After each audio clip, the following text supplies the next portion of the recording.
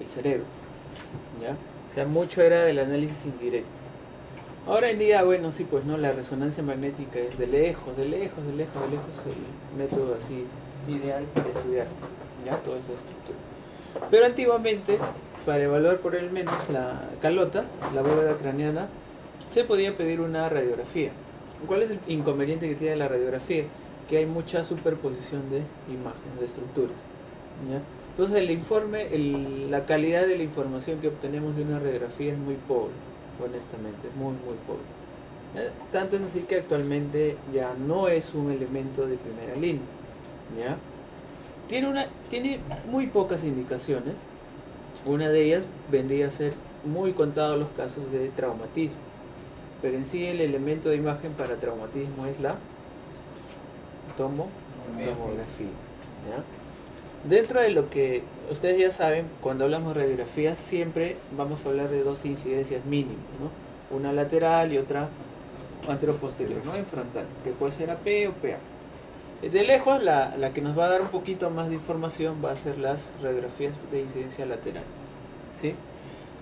Radiografía de cráneo básicamente se pide en dos contextos. Uno con un antecedente de traumatismo, si es que no se puede sacar una tomografía. Y dos, se pide como parte de un estudio llamado survey óseo, ¿ya? El survey óseo es un mapeo por radiografías del esqueleto, buscando lesiones líticas o lesiones blásticas, ¿ya? Que pueden estar en todo parte. Siempre buscando ese contexto, ¿ya? En esos dos contextos nos movemos. En el ámbito de adultos, ¿no? En el ámbito de pediatría se pide también como parte del survey o para valorar la presencia o no de craniosinostosis. La craniosinostosis, ¿qué es? Es cuando el bebé nace no tiene las suturas ya hechas, ¿cierto? Hay unas estructuras cartilaginosas llamadas fontanela, ¿cierto? Que permiten que el cerebro vaya creciendo a medida que la fontanela se va osificando y al final ya quedan las suturas. Entonces ese cierre prematuro de esas estructuras se llama craniosinostosis, ¿sí? Y eso obviamente va a imposibilitar, pues, ¿no? Hay un microcefalia, ¿no? El bebito se le detecta porque en el perímetro cefálico se ya les va a enseñar cuando lleguen pediatría. Se hace su control y pucha, está chiquito, ¿no? Para el percentil que correspondería para la edad. Y entonces dice, algo está pasando. Y aprovechamos ese ejemplo para decir que las fontanelas, como son estructuras cartilaginosas blandas, se puede hacer una ecografía a través de ellas, ¿ya? Y la llamada ecografía transfontanelar, para estudiar obviamente el cerebro. En el caso de un paciente pediátrico es muy buen método para poder evaluar las estructuras cerebrales, ¿ya? Tanto es así que la ecografía transfontanelar está indicada para poder evaluar sospecha o descarte, por ejemplo, de hemorragia intraventricular en pacientes, ¿no? O hemorragia intraparenquimal, o para buscar signos de hidrocefalia, ¿sí? ¿Estamos? Entonces, ese contexto se mueve. En un adulto la ecografía ya no hay fontanelas, ya no hay ventana, no se puede hacer, ¿ya?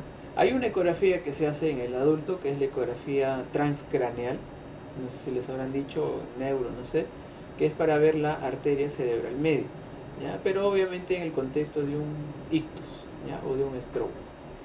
Pero la información también es pobre, no solo se ve la arteria cerebral media y se valora el flujo Doppler que tiene, ¿no? Y ver si hay signos de estenosis o no de estenosis, nada más. Sí, pero no valoramos parénquima, nada, porque es hueso, pues, ¿no? No se puede ver. Esa ecografía temporal es a nivel de la escama temporal, que es la parte de toda la bóveda craneana, una de las más delgadas. Es por ahí como que se echa G y se pone, ¿no? Trata de buscar la arteria cerebral. Bien, acá les he señalado en esta radiografía lateral de cráneo dos de las estructuras que se pueden ver, ¿ya?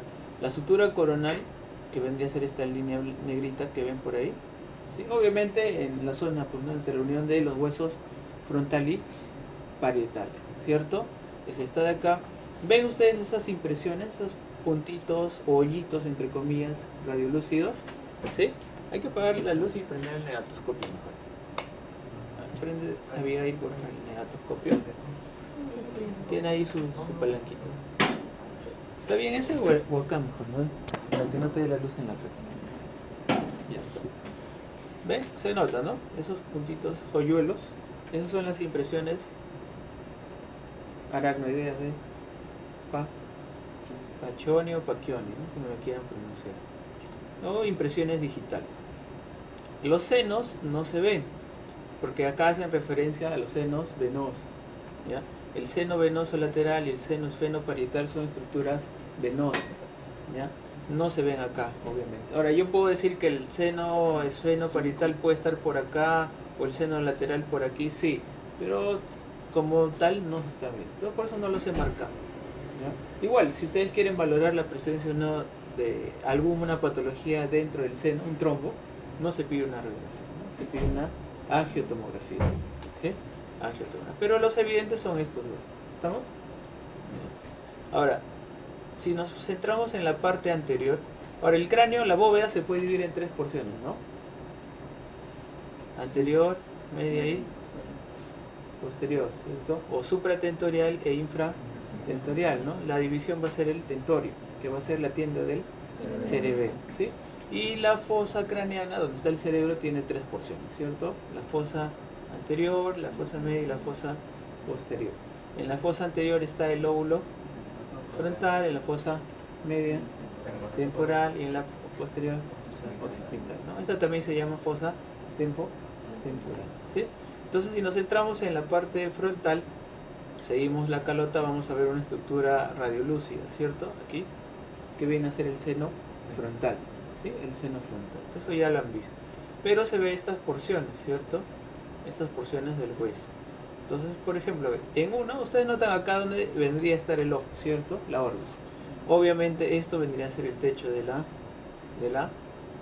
órbita, ¿sí? Ahora, ven aquí seno frontal, ven esto de aquí que es el seno esfenoidal, ¿sí? Ven aquí unas celdillas chiquitas que son los senos etmoidales, ¿sí? Entonces, sobre los senos etmoidales hay una lámina, ¿cierto? Que tiene huequitos, que pasan a través de ella, los filetes nerviosos del lóbulo frontal o del bulbo olfatorio, ¿cierto? Esa lámina se llama lámina cribosa del etmoide, que es esta línea delgadita, ¿la ven? ¿Sí? ¿Todos la ven? Ya está. Luego van a tener ustedes esta porción posterior, que vendría a ser parte del hueso esfenoide, ¿no? Entonces esta vendría a ser su cresta ósea anterior o lateral, y la porción de aquí vendría a ser el plano esfenoidal, ¿no? La plana, como una pendiente. Acá lo importante en esta parte anterior es que identifiquen bien esto, el techo de la órbita y la lámina cribosa. ¿Por qué? Porque vienen a ser zonas de patología frecuente. El contexto de la órbita, ya sea por traumatismos o por procesos expansivos, ya sean de la parte cerebral que se quieren extender a la órbita o al revés, de la órbita que quiere subir, más o menos esta zona se va a alterar, ¿no? Se va a romper. Y la parte de la lámina cribosa por tumores generalmente de esa zona, que se extienden hacia el cerebro, ¿ya? Obviamente con una radiografía es muy pobre la información, no puedo ser muy categórico o muy fehaciente al decir sí está lesionado, no está comprometido, pero podrían haber lesiones a ese nivel. Por ejemplo, un tumor típico clásico que tiene ese proceso de crecimiento, ese patrón, es el esthesioneuroblastoma, ¿ya? El esthesioneuroblastoma, que es un tumor neurogénico de los filetes nerviosos que pasan por ahí, atraviesan esa zona, se extienden hacia el cerebro, ¿sí? Entonces, en la parte posterior, que sería la fosa posterior, puede identificar estas tres porciones muy obvias, ¿no? En uno tenemos la apófisis basilar, en dos la región cerebelosa, ¿no? Que vendría a ser la zona donde está el cerebelo, y en tres el dorso del peñasco. El peñasco se identifica porque ustedes han visto el cráneo, es la porción de la bóveda bien densa, ¿cierto? Bien irregular. Y obviamente en la radiografía se ve así, bueno, bien radiopaca. Es la porción del peñasco, ¿sí? Y acá tienen esto. Básicamente, las celdillas posteriores de la escama se escriben que son estas, pero las que quiero que se aprendan al menos sean estas tres, ¿ya? La porción cerebelosa, la porción del peñasco y la fosa es la porción basilar, ¿ya? ¿Por qué? Porque son zonas de, digamos, de ubicación de patología, ¿no? Como vamos a ver más adelante. Y finalmente la parte anterior, o medial, perdón, básicamente orientados a esta estructura que se llama silla turca, la silla turca. Entonces la silla turca es esto, pues, ¿no? Es como una silla, ¿cierto? ¿Han visto la imagen de una silla turca? ¿Sí? ¿Cómo es una silla turca? A ver, porque le han puesto, ¿no?, el nombre en función a eso. Pues vamos a tratar de hacer el...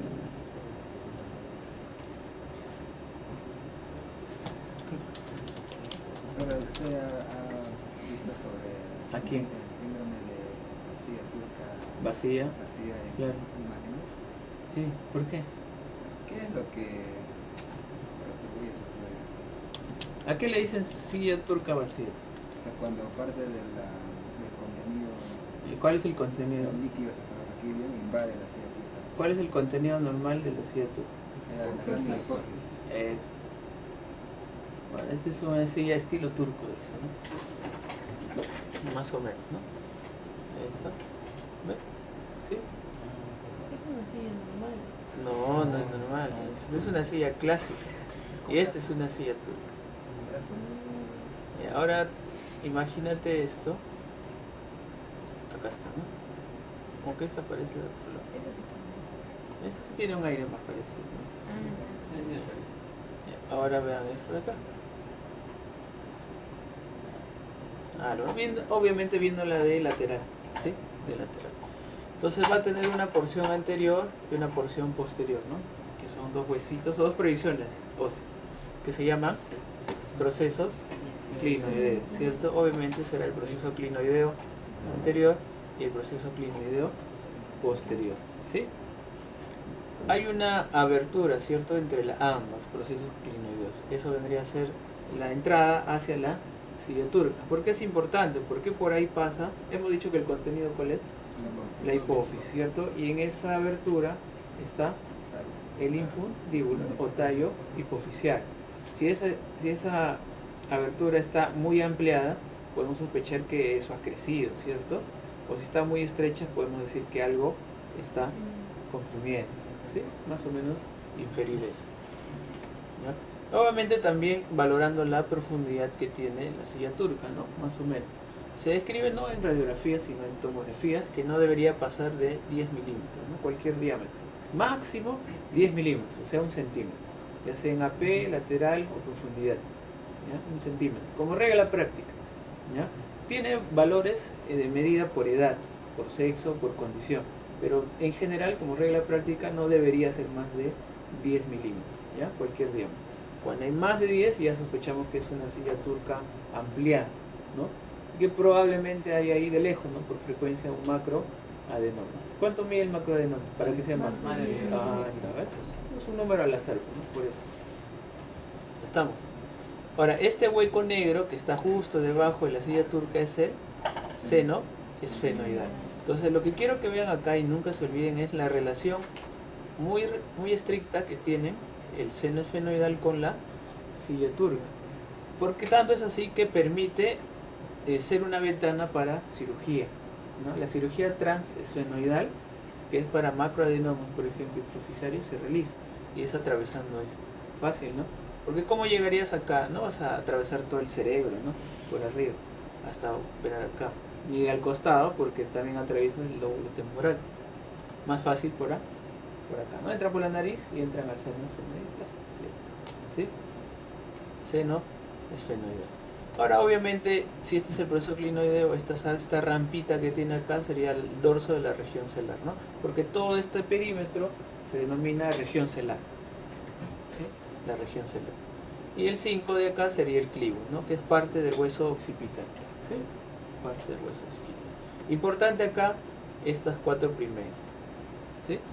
Más importante aún, el 3, el 1 y el 2. Y ustedes recuerden que esto está representando un espacio, ¿cierto? Una cavidad, donde está la hipófisis, supuestamente, ¿no? Ya está. ¿Qué número era esa? Ahí está. Ahora, en una incidencia frontal, del cráneo igual, pueden tener ustedes estas formaciones, ¿no? En uno, por ejemplo, esta línea que vendría a ser el plano esfenoidal. En 2, el fondo de la silla turca, que es este cachito de acá, que se ve por acá y se ve por acá, ¿sí? Pero honestamente hay mucha superposición, ¿no? Porque si comparo esto con la lateral, en la lateral han visto que hay un montón de estructuras antes de la silla turca. Si yo le veo una placa, todo eso se va a superponer. Pues tengo que tener mucha imaginación para no poder mezclar imágenes. ¿Ya? Lo importante acá, ¿cuál es? Que en esta radiografía me permite ver bien estas cavidades aéreas, ¿no? ¿Ve? ¿Sí? Acá y acá también, ¿no? Que son las celdas etmoidales, ¿sí? Como es anterior, serán celdillas etmoidales anteriores, ¿sí? Que es importante. Y pueden ver ustedes el septo nasal, si está desviado o no, ¿sí? Y más o menos la opacidad de los cornetos, ¿no?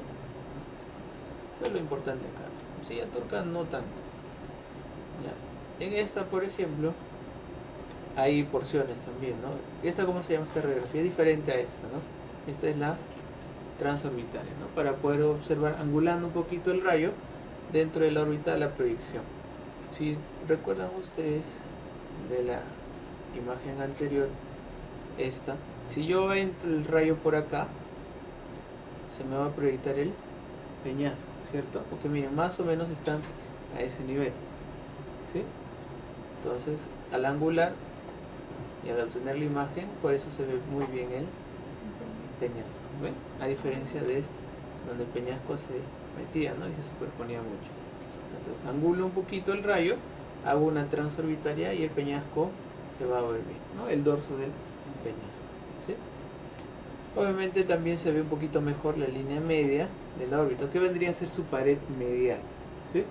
La pared medial, que es esta de acá, y esta de acá. Se ve también un poquito mejor el septo nasal, ¿sí? Entonces básicamente es para evaluar el peñasco, ¿no? Es tratar de evitar todas esas estructuras anteriores, angulando un poco el rayo para valorar el peñasco, ¿sí? Y esta radiografía, ¿cómo se llama? Axial, ¿no? Entonces, ¿para qué sirve esta? Para valorar, por ejemplo, en uno, que es el agujero occipital, ¿sí? Este huequito. ¿Qué pasa por ahí? El tronco encefálico, ¿cierto? Y valorar estas dos porciones, ¿no? Que vendrían a ser las porciones mastoideas, ¿cierto? Las apófisis mastoides, que tienen aire, ¿cierto? Y estas son las celdillas mastoideas, ¿sí? Como son las porciones mastoideas, ustedes se acuerdan del segmento de otorrino, ¿no? Que han hecho ya. La porción mastoidea siempre se complican con mastoiditis, con otitis, ¿cierto? Otitis interna, externa. Interna, ¿no? Por eso siempre se habla que no hay una mastoiditis sola, sino es una otomastoiditis, ¿sí? Entonces, y acá se nota esta línea negrita, ¿ven? Vamos a tratar de hacerlo un poquito más grande. Esta línea, que incluso acá estaba nombrado, ¿no? Recién me dijeron. Conducto auditivo interno, ¿sí? ¿Aló? Ah, ya, ahí voy yo. ¿Sí? Entonces acá, honestamente, esta incidencia se sacaba para valorar eso, la porción mastoidea, y valorar el conducto auditivo. Y ya, yo les dicté esa clase, me acuerdo, de... Ajá. Ya, le dije cuál era el mejor método para valorar todo eso. ¿Cuál? Sí, les digo, uy, no, se van, no se van.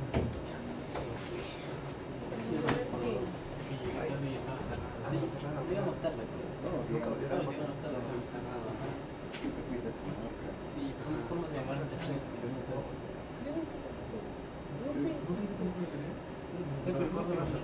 Pero ¿cuál no es la pregunta? ¿Cuál es el mejor método para ver las celdillas? Radiografía. Me parece que Luis me comentó eso. ¿Pero qué tipo? ¿Qué Porque hay axial Sí, pero... y hay no internet.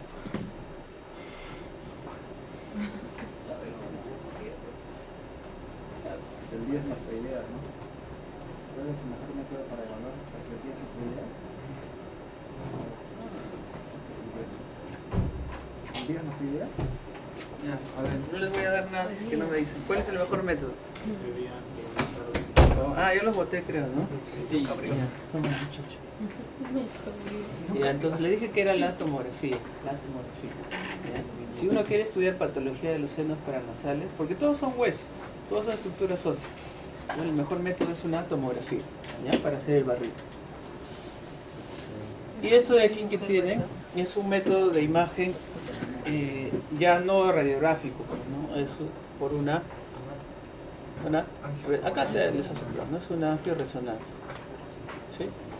Obviamente en la angioresonancia ya podemos dibujar muy bien todo lo que no veíamos acá, ¿no? Y lo que te pedían ver los senos, ¿no? Este de aquí largo, grandote, es el seno sagital superior, ¿no? Este de acá chiquito, paralelo al otro, es el seno sagital longitudinal inferior, ¿cierto? Esta que se forman vendría a ser, a ver, todos los senos se juntan, ¿cierto? Todas las estructuras venosas. Seno sagital superior, seno sagital inferior. Acá posterior hay los senos transversos, ¿no? Que vienen así. Y se forma una cruz, ¿cierto? Sí, La prensa de erófilo. ¿Y qué une la prensa de erófilo con esto? Eso está el seno recto, ¿no? Este trocito de acá, que está en 4, pero no en el 4 que yo he marcado, es el seno recto. Y esta porción venosa que trae sangre, miren, de la porción interna es la vena de Galeno. Es la vena de Galeno, ¿sí? Importantísimo. Vena de Galeno, senos sagitos se juntan, drenan al seno recto. El seno recto llega a la prensa de erófilo, ¿no? Los senos laterales también. Y todo se va hacia al seno sigmoideo, ¿cierto? Porque todo el sistema nervioso central superior drena a la vena yugular, ¿sí? ¿Y la yugular a dónde se va? ¿A dónde va la yugular?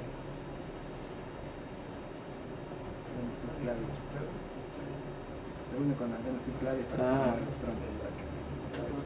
Y después se van a vena. La vena cava superior, ¿cierto? La derecha. Y aquí hace su tronco. En realidad se llama vena ignominada, ¿no? Vena ignominada cruza y llega a la vena cava superior. ¿Sí? ¿Estamos? Ya cerramos. Fácil. Ahora sí repartamos la corriente con hacemos un break. Esas supuestamente esas de anatomía no les iba a mostrar, les iba a pasar nada más. Ya no importa.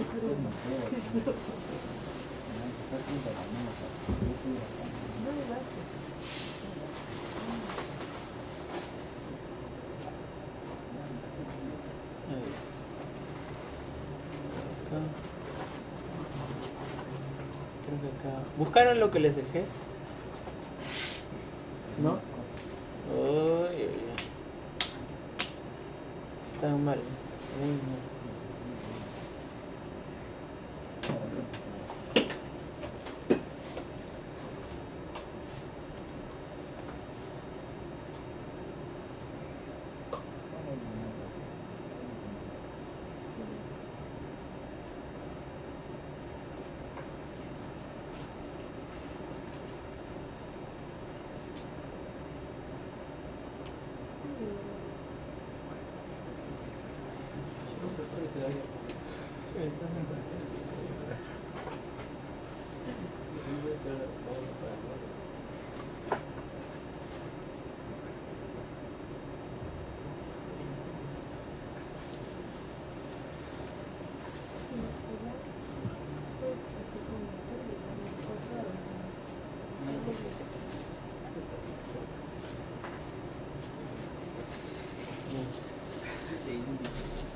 Ah, pero son 6 pedazos.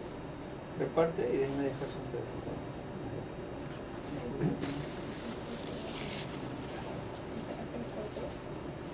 Claro, ajá.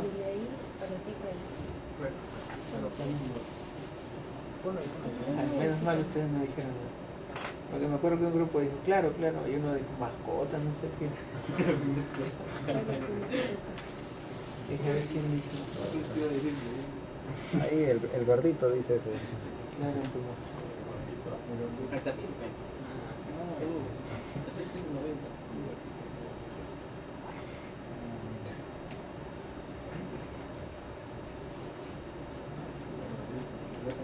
A las tareas, a las tareas.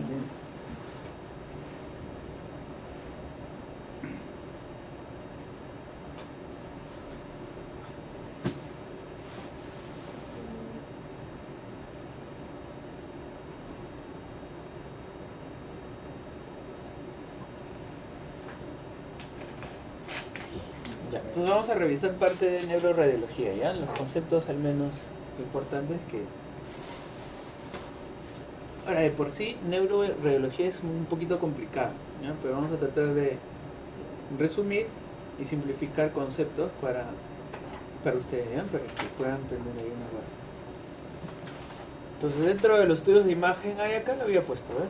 Tenemos dos, ¿ya? Que son de lejos los que se utilizan siempre que se quiere estudiar el cerebro y sus estructuras: la tomografía y la resonancia, ¿ya? La tomografía se describe como el método de primera línea. ¿Qué quiere decir primera línea? Que es el que casi generalmente se pide cuando se quiere estudiar algo del cerebro, ¿no? Es más accesible, más rápido, etc. Pero el mejor método vendría a ser la resonancia magnética, ¿sí? Ahora, eso sí, la tomografía va a ser el método de elección en el estudio de trauma y de hemorragia subaracnoidea, ¿sí? La resonancia magnética es un estudio de imagen de mayor resolución, por ende es el mejor indicado en la mayoría de estudios de patología, ¿ya? Es el que más se recomienda para eso. Sospecha de tumor, es mejor una resonancia. Sospecha de, por ejemplo, infartos y todo, es mejor una resonancia, ¿ya? Bien, esto es lo que tienen que acordarse, lo mínimo, ¿no? De anatomía, los núcleos de la base. ¿Cuántos son? A ver, acá, sin hacer trampita, ¿vale? A ver, Abigail, esto no se ve. No me acuerdo. La cabeza del núcleo caudal. Ahí está. Estos dos negritos juntos. ¿Cuál es el globo pálido? ¿Cuál es el detrás? ¿El detrás? ¿Detrás es este? No es externo. ¿Esto cuál es? Puta. ¿Y esto? Muy bien. ¿Y juntos se llaman? Núcleo lenticular. ¿Sí? Núcleo lenticular. Esta sustancia gris, porque es gris, ¿no? Es negra, sustancia gris, que está aquí se llama tálamo, ¿no? Ahí está.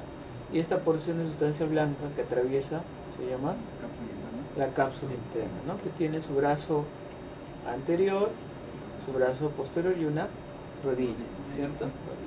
Y esta porción que vendría de sustancia blanca también, cápsula externa. Y anatómicamente se puede ver esta línea negra, ¿no? Que se llama claustro, ¿sí?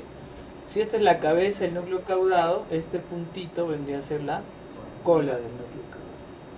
Ahora mire, los núcleos de la base están muy próximos al sistema ventricular, ¿ya? Son súper importantes. ¿Por qué? Porque son zonas donde generalmente se infartan, por ejemplo, pacientes hipertensos, ¿ya? Donde ocurren tanto mecanismos isquémicos como hemorrágicos, ¿ya? A ese nivel. Entonces siempre es bueno más o menos ubicarse. Por ejemplo, a ver, los tálamos siempre son los más internos y más posteriores, ¿no? Si se dan cuenta. El núcleo lenticular es más medial y más lateral, externo, ¿sí? Y el caudado siempre es más anterior y próximo a las astas frontales, ¿sí? Fácil, ¿no? Fácil. Eso es lo mínimo que tienen que acordarse, ¿ya? Lo otro es esto, ¿no? El sistema ventricular, porque el parénquima en sí está conformado por parénquima propiamente dicho y esa estructura hueca que contiene el líquido cefalorraquídeo, que es el sistema ventricular. El sistema ventricular, ¿cuántas porciones tiene? Tiene varias, pues, ¿no? Tiene esta grandota que se llama ventrículo lateral. ¿Cuántos ventrículos laterales hay? Dos, pues, ¿no? Uno para cada, ¿no? Ahora, como el ventrículo lateral es grande, tiene porciones, ¿no? Una porción anterior, una porción posterior y una porción intermedia. ¿Cómo se relacionan con los hemisferios? A esta la van a llamar asta o porción frontal, o cuerno también, ¿no? Asta o cuerno o porción occipital, y esta asta, porción o cuerno temporal. 1, 2 y 3, ¿sí? Y esta zona de confluencia, ¿no? Porque acá es donde se juntan las tres, se llama trígono, ¿sí? ¿Estamos? Fácil, ¿no? Fácil. Muy bien. Luego tienen uno, tienen dos, y habría esta que es única, ¿cierto? Central, que se llama tercer ventrículo. Y acá se comunica por el agujero de Moore, ventrículo lateral. ¿Cuántos agujeros de Munro hay? Dos, pues, ¿no? Porque son dos ventrículos laterales que se van a unir a un único tercer ventrículo. No es como si contaran, ¿no? 1, 2, 3.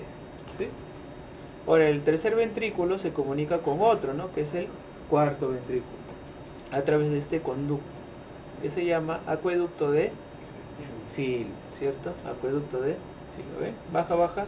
Y el cuarto ventrículo está muy en relación con el cerebelo, ¿cierto? ¿Está? Se ve aquí. Llega al cuarto ventrículo y va a atravesar, ¿cierto? Al espacio subaracnoideo a través de los forámenes, ¿cierto? De Luschka y Mayetti, o forámenes laterales y mediales. Fácil de acordarse, ¿no? Lateral con L de Luschka, ¿no? Y medial con M de Mayetti. Sencillo. Sencillo, ¿ven? Todo esto es recontra fácil. Y ahora, lo bonito acá es identificar esto, ¿cierto? ¿Qué es esto? Es una tomografía. Como la tomografía puede hacer muchos cortes, vamos a dibujar, ¿no? Yo puedo cortar aquí, puedo cortar por acá, puedo cortar por acá, puedo cortar así. Es multicorte, pues, ¿no? A diferente nivel voy a cortar el sistema ventricular. Pero para efectos de lo que quiero que ustedes aprendan, solo nos vamos a quedar con tres cortes, ¿no? Uno muy a nivel inferior, otro a nivel medio y otro a nivel ya más superior, ¿sí? Que se acostumbren a ver al menos estas tres, que creo que en sus prácticas vienen la mayoría. ¿Cómo me doy cuenta que este es un corte inferior? Fácil, porque veo estructuras cerebrales inferiores. ¿Cuáles? Por ejemplo, las porciones temporales, ¿no? Los lóbulos temporales, y veo la fosa posterior, ¿no? O sea, y en la fosa posterior, ¿qué hay? El cerebelo, ¿sí? Ven esta porción, lo voy a poner el segundo. Ven esta zona central, ¿cierto? Que se une a los cerebelos, vendría a ser el tronco encefálico. En este caso sería el puente, ¿no? El puente. Ven y se une acá. El cerebelo, la porción de los lóbulos temporales. Y como es un corte inferior, ya se ven estructuras que también forman parte de la cara, ¿no? Por ejemplo, las órbitas, ¿no? Los globos oculares y las celdillas etmoidales, ¿cierto? Ven esta porción ósea densa aquí, densa acá. ¿Qué creen que son los? ¿Qué? Los peñascos, ¿cierto? Y ven estas cavidades neumatizadas posteriores, son las apófisis mastoideas, ¿no? O la región mastoidea, ¿sí? ¿Estamos? Entonces un corte inferior va a este nivel, pues, ¿no? Por acá. Entonces coge la fosa posterior, coge la porción mastoidea, el peñasco, y la fosa temporal, ¿sí? Y algo de la órbita y los senos etmoidales. ¿Estamos? Sencillo, ¿no? Sí. Ahora, ya después mejor les muestro eso. Ahora vamos a un corte un poquito más arriba, más superior. En este caso ya cerca a la línea media, ¿sí? Se dan cuenta que ya es más o menos a este nivel. Ya no está por acá, sino por aquí, ¿cierto? Cerca a la escama temporal, ¿sí? Y cerca de ese nivel vamos a encontrar esta, de todas las cisuras que tiene el cerebro, una de las más importantes, esta de acá, ¿cierto? Que es la cisura de, o fisura de Silvio, ¿cierto? La cisura de Silvio. ¿Por qué? Porque me describe esta porción temporal que se llama valle de Silvio, ¿no? O lóbulo de la ínsula, el lóbulo de la ínsula, o la región insular, así a secas, cisura de Silvio y región insular. Y este pedacito de cerebro será el lóbulo temporal, pues, ¿no? La puntita, que yo veía acá un poco más abajo, ya lo estoy viendo más arriba en su cisura, ¿cierto? La región insular, y ya veo la línea media, pues, ¿no? Perfectamente. Veo la continuación del tronco aquí, ¿no? Y esto ya vendría a ser casi mesencéfalo, ¿no? Cuando forma un Mickey Mouse es mesencéfalo, ¿cierto? Ya es mesencéfalo. Cuando es una bolita y es tronco, nada, no puede. ¿No ves el Mickey Mouse? No. Miren acá, una oreja, la cabeza y la otra orejita. ¿Viste? ¿Todo bien? Uy, no has tenido una tele para su amigo. ¿Qué veías de niño? ¿No? ¿Sabes qué Mickey Mouse? Para empezar. Mickey Mouse, ¿quién será? Es un ratón. Es un ratón. No sé, lo veo, pero no deberíamos hacer. Dios. No esperaba esto.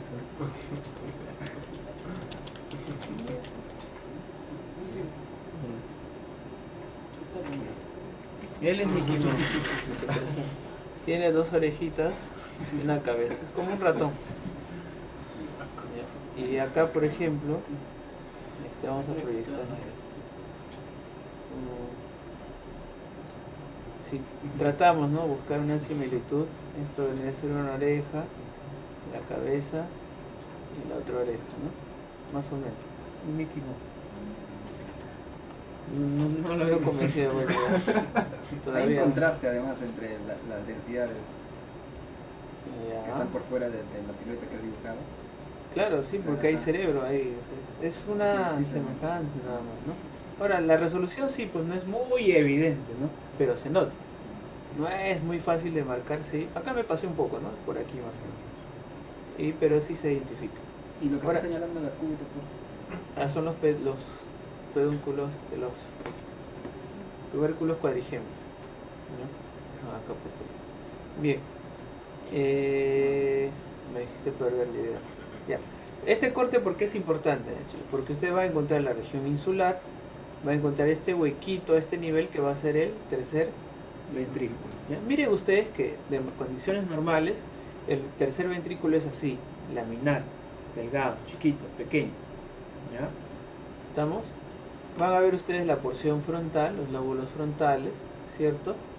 Esto negrito, algo de las astas anteriores, ¿no?, de los ventrículos laterales. ¿Estamos? Tienen acá las porciones occipitales, ¿no?, los lóbulos occipital. Y esto negrito que vendría a ser la cisterna cuadrigeminal. ¿Sí? Que se acuerden ustedes, esto, lo que les he dicho así a grosso modo, es perfecto, más que suficiente.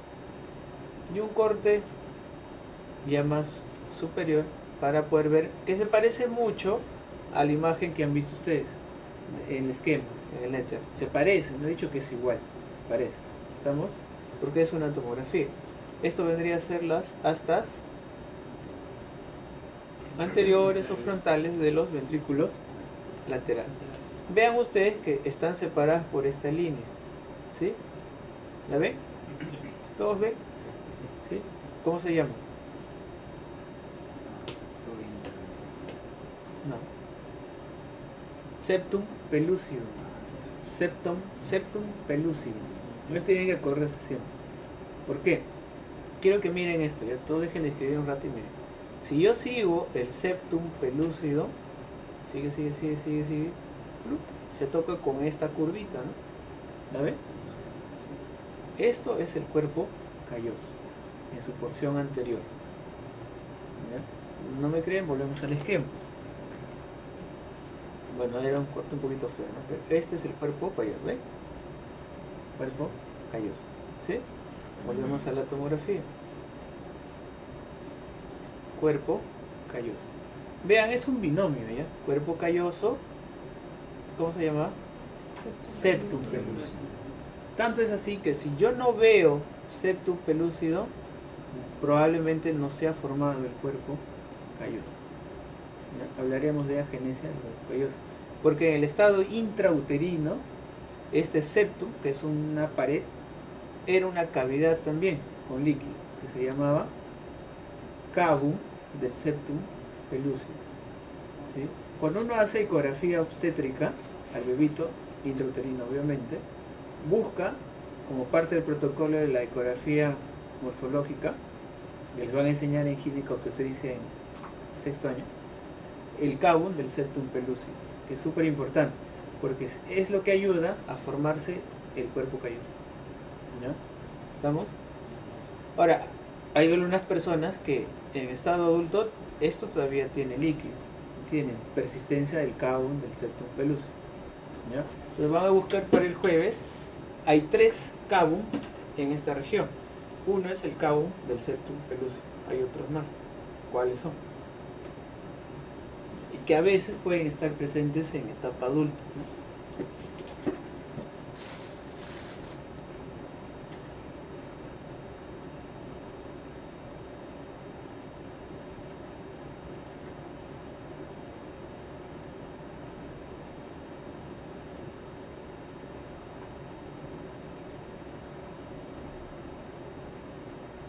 ¿Sí?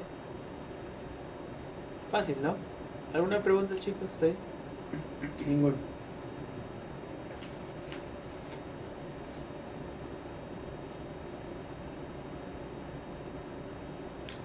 Ya está. Entonces, ahora aquí solo es un juego nada más entre tratar de ubicar las estructuras de la base que hemos visto, ¿no? Si este es el asta, vean ustedes que en una tomografía la cortical se ve más hiperdensa, ¿no? Que la sustancia blanca, ¿sí? Discreto el cambio, pero se nota, ¿no? La cortical es un poquito más blanca que la sustancia blanca, ¿cierto? Entonces, por ende, los núcleos de la base eran tejido gris, se van a ver blancos, ¿no? Lógico. Entonces veo acá una manchita blanca, ¿ven? Y acá también. Son si están cerca de los ventrículos laterales, porción anterior, núcleo o cabeza del núcleo caudal, cabeza del núcleo caudal. Y esta manchita blanca que está posterior y más interna, aquí y aquí, los tálamos, ¿no? El tálamo de este lado y el de acá. Ahora, con mucha dedicación veo esta manchita blanca, ¿cierto? Pero no la puedo separar una de otra como en el esquema.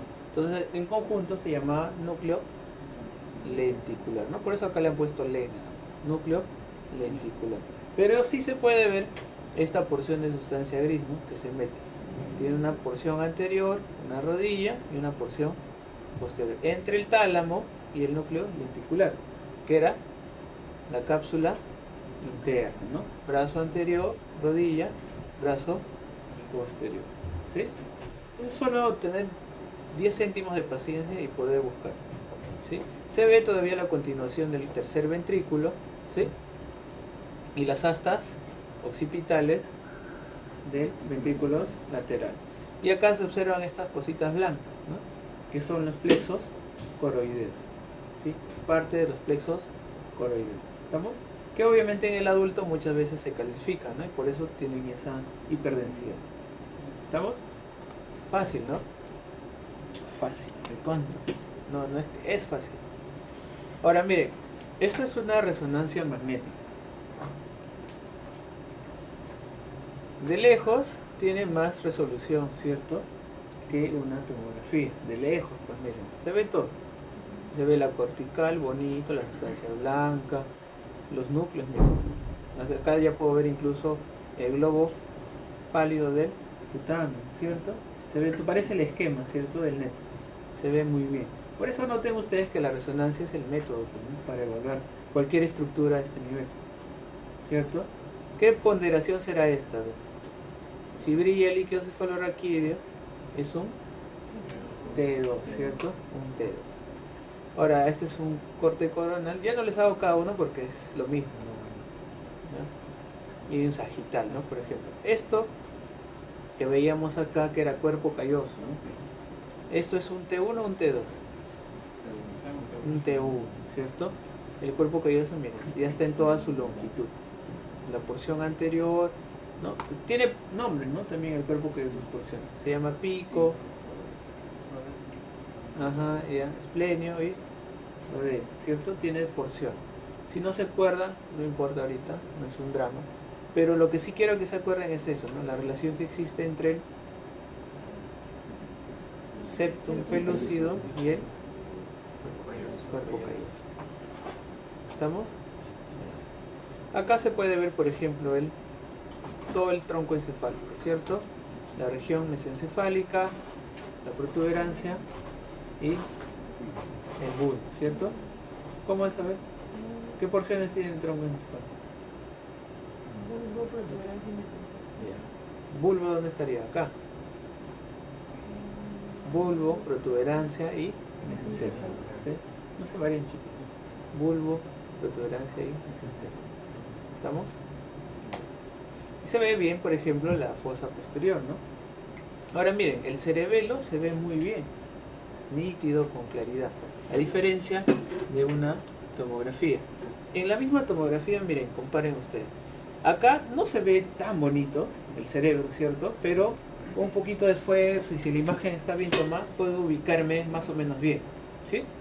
Pero así tenga toda la voluntad del mundo, el cerebelo no lo puedo ver bien. O si se ve clarito, como acá al menos. Pero en ningún otro corte tampoco. Ningún otro corte. ¿Por qué? Porque hay mucho artefacto a este nivel debido a los peñascos. Entonces la fosa posterior en tomografía es una zona, como diría los doctores, ¿no? El Waterloo, haciendo referencia a Napoleón. O sea, la zona donde perdemos siempre los radiólogos. ¿Por qué? Viendo una tomografía. Porque hay mucho artefacto debido a los peñascos. Como son muy densos, generan artefactos. Entonces, si uno sospecha de patología de fosa posterior, de lejos la tomografía no va a ayudar mucho. Siempre va a ser mejor una resonancia magnética. ¿Sí? ¿Cómo es el síndrome de cerebeloso? O síndrome de fosa posterior. Están haciendo neuro, ¿no? Con ataxia. ¿Cómo es la ataxia cerebelosa? Falta de coordinación, Un desequilibrio. Hay apoyo. Eso era como que. Ah, está, ese es un dato súper importante. Hay ampliación de la base de sí, sustentación. sí. Eso es marcha táxica. ¿Qué más? Hay la diadococinesia, ¿cómo está? ¿Qué es la diadococinesia? Ah, recién estaba empezando. Ah, es el primer día. Pero sí hablamos un poco de eso. No tienen que aprenderse, amigos. Síndromes atáxicos, síndrome